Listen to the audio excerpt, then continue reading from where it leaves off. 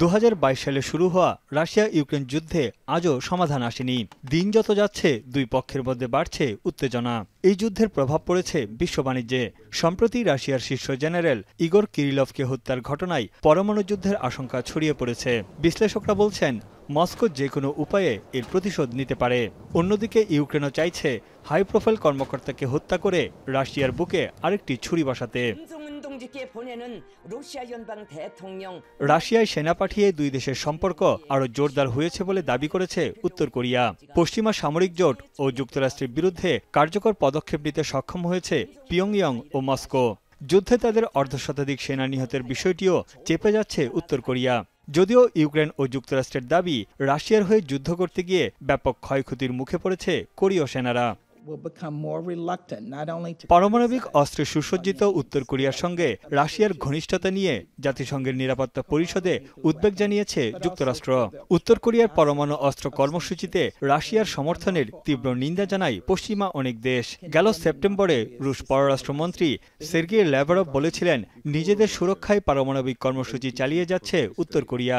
Alarmingly, we assess that Russia may be close to accepting North Korea's nuclear weapons program, reversing Moscow's decade-long commitment to denuclearize the Korean peninsula. Russia বলছে আন্তর্জাতিক আইন মেনেই উত্তর কোরিয়ার কাছ থেকে ক্রমবর্ধমান সহযোগিতা নিচ্ছে মস্কো। Российское взаимодействие с КНДР и в военной, и в других сферах соответствует международному праву и не нарушает его. Оно не направлено против третьих стран и не представляет никакой угрозы для государств региона или международного сообщества. ইউক্রেনের বিরুদ্ধে রাশিয়া অনেকটা কোণঠাসা হয়ে পড়েছিল। ঠিক সেই মুহূর্তে উত্তর কোরিয়ার সহায়তা মস্কোকে শক্তিশালী করে তুলেছে। দুই দেশই তাদের নিজেদের লাভে সহযোগিতার হাত বাড়িয়েছে। নিউ ইয়র্কে কাউন্সিল অন ফরেন রিলেশন অনুষ্ঠানে এসব কথা বলেন মার্কিন পররাষ্ট্রমন্ত্রী অ্যান্টনি ব্লিংকেন। এদিকে ব্রাসেলসে ন্যাটো প্রধান ও ইউরোপীয় নেতাদের সঙ্গে বৈঠকে ইউক্রেনের সুরক্ষার বিষয়ে সহায়তা চেয়েছেন দেশটির president Volodymyr Zelensky.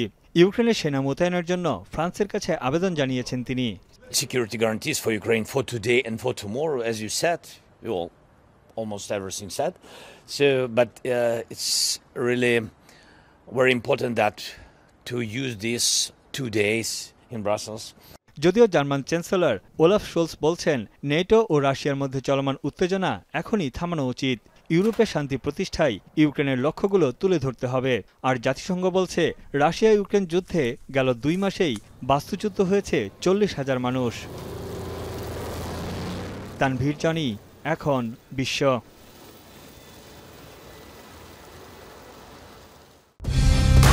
Colour expert, George sap এবং মাইল্ড অন হ্যান্ডস টেকনোলজি সমৃদ্ধ অরিক্স ক্রিস্টাল ওয়াশ, আপনার লন্ড্রি এক্সপার্ট।